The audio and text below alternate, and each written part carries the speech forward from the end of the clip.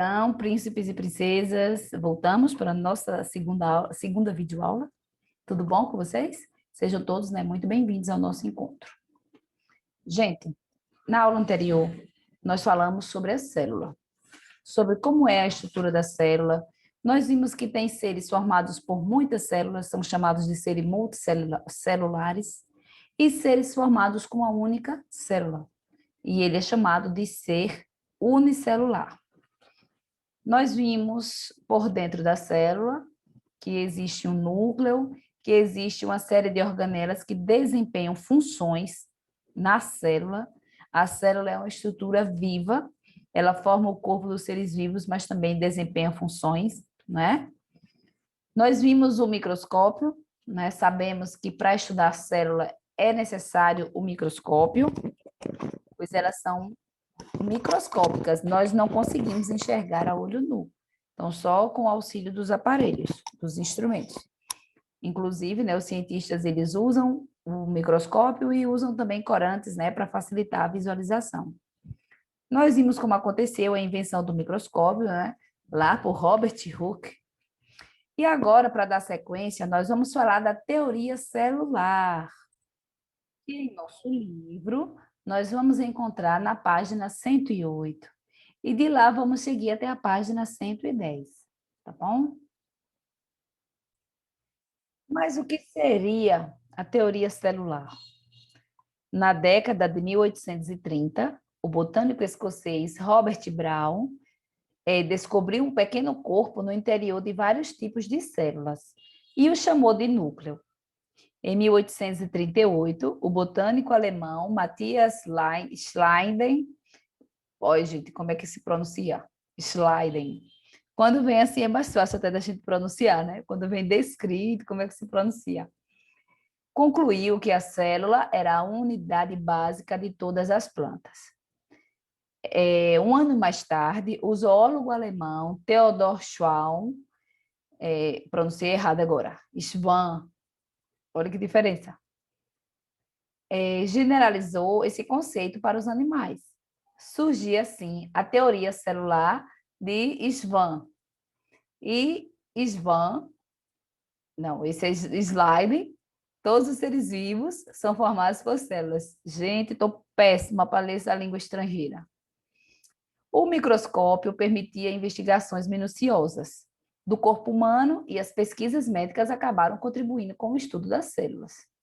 Em 1858, o médico alemão Rudolf Virchow, olha como é que se pronuncia, propôs que toda célula é capaz de se reproduzir, gerando novas células iguais a ela.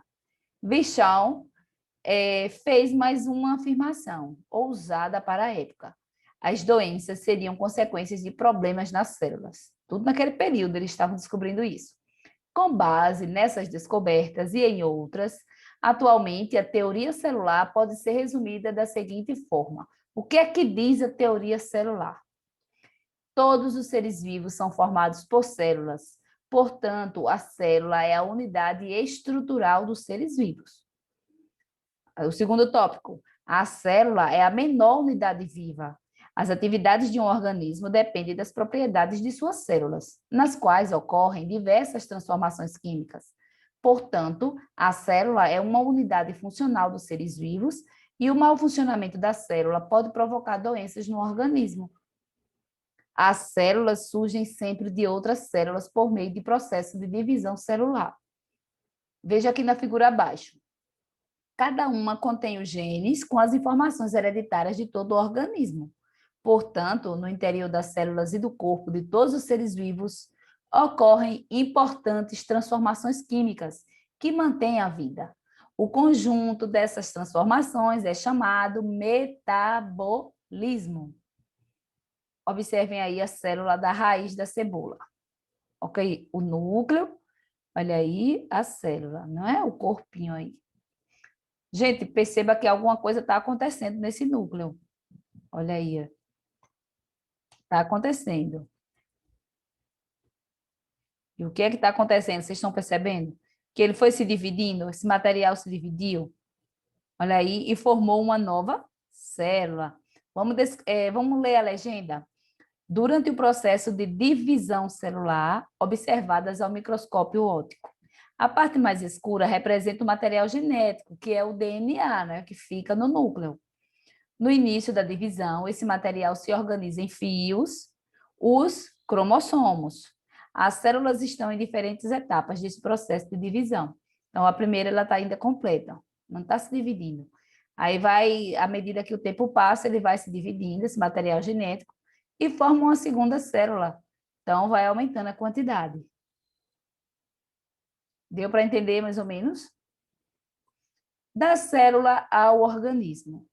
Todos nós já fomos um dia uma única célula, que é o zigoto, também conhecida como célula-ovo. O zigoto é formado pela união de duas outras células, o espermatozoide, produzido pelo homem, e o óvulo, produzido pela mulher. A união do espermatozoide com o óvulo recebe o nome de fecundação.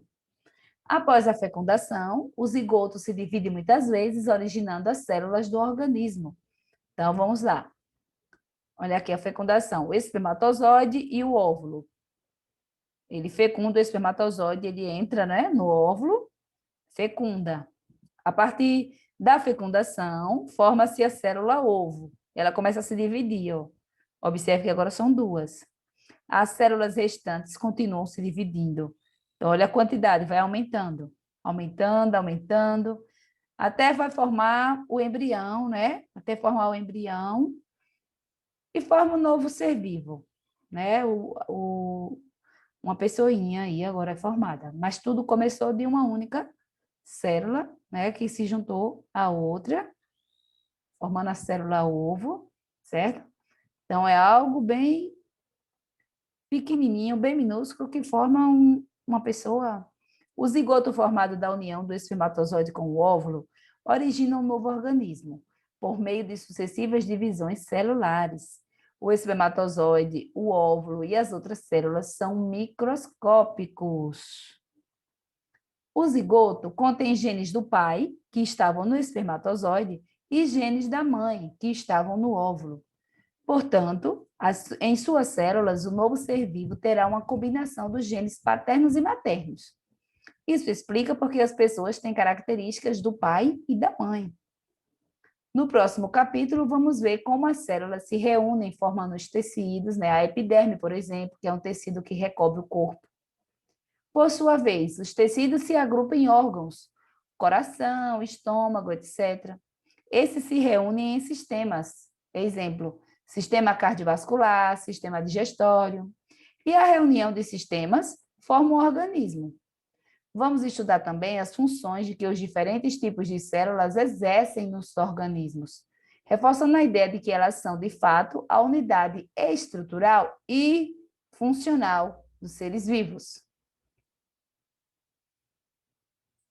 Procariontes e eucariontes. Já ouviram essas palavras? Preste bem atenção. As bactérias são organismos unicelulares. Nós já vimos que unicelulares são os organismos formados por uma única célula, não é? E seu material genético não está separado do citoplasma por uma membrana, como nas células de animais e plantas. Nós não vimos anteriormente que o material genético fica no núcleo? O núcleo não fica espalhado no citoplasma, né? Ele tem a área dele, é uma capinha que vai proteger a informação genética. No caso das bactérias é diferente, ela não tem essa capinha do núcleo. Ela fica dispersa no citoplasma, então é diferente. Portanto, ao contrário dessas células, as bactérias não possuem núcleo.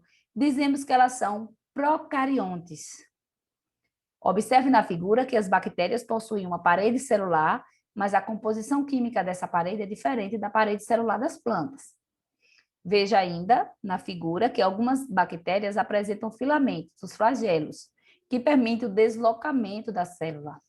Então, aqui são flagelos, a parede celular, aí abaixo da parede celular vem a membrana plasmática, dentro da membrana fica o citoplasma e dentro do citoplasma fica o DNA. Olha aí que não tem núcleo, não tem aquela bolinha, né, aquela capinha que vai segurar o DNA. O DNA fica espalhado no citoplasma. Como você viu nesse capítulo, ao contrário das bactérias, nos animais e nas plantas, o material genético dos cromossomos está envolto por uma membrana, formando o núcleo verdadeiro. Então, dizemos que esses organismos são eucariontes. Então, aquele que tem núcleo, onde o DNA fica dentro do núcleo, é chamado de eucariontes. No caso da bactéria, que não tem essa capinha, né, que o material genético fica disperso no citoplasma, é chamado de procariontes. Então, vocês entenderam a diferença entre procariontes e eucariontes? Procariontes não tem núcleo, eucariontes tem núcleo, certo? Tá facinho, né? Vamos para a nossa atividade? Questões de 5 a 8. Não é isso? Deixa eu tirar a dúvida para não errar. Não, gente, errei. Questões de 9 a 12. Vamos lá. Questões de 9 a 12. Gente, nós faremos 9 e 10. 11 e 12 é com vocês, tá bom?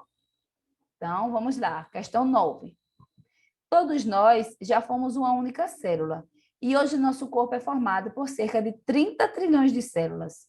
Explique como isso aconteceu, né? Como isso ocorre. E aí, nós acabamos de falar sobre isso, não é?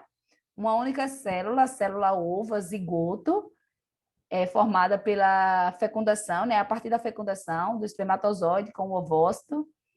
E o que é que acontece depois dessa única célula? Ela começa a se dividir. Muito bem. Começa a acontecer a divisão celular e todas vão se dividindo e nessa divisão vai aumentando o número de células, não é? Então, elas vão se dividir até formar o embrião e continuam até formar o novo ser vivo, né?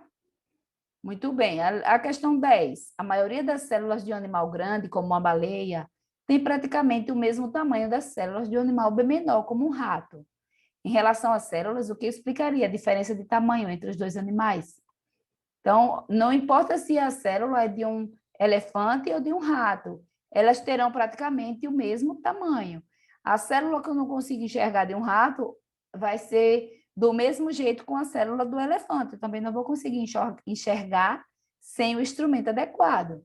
E por que que esses animais têm essas diferenças de tamanhos? O que vai dar a diferença é a quantidade. Imagina a quantidade de célula num rato para uma quantidade de célula no elefante. A diferença, né, vai ser bem diferente, ou uma baleia, como no caso da questão que está falando da baleia. A diferença vai ser gigantesca. Então, quem que vai ter mais célula? Claro que vai ser a baleia, não é? Então, a diferença está na quantidade das células. Então, vocês podem responder aí a questão 10. Isso mesmo, a baleia tem um número muito maior de células do que o rato. Gente, então nós terminamos, né, o nosso encontro semanal aqui nessa atividade. Espero que vocês tenham compreendido as outras questões. Não deixe de fazer, né? Não deixe de enviar ao seu professor. Estão bem facinhas, né? A questão 11 e 12. Na próxima semana a gente se encontra novamente. Fiquem com Deus, né? Tenham uma ótima semana e até lá.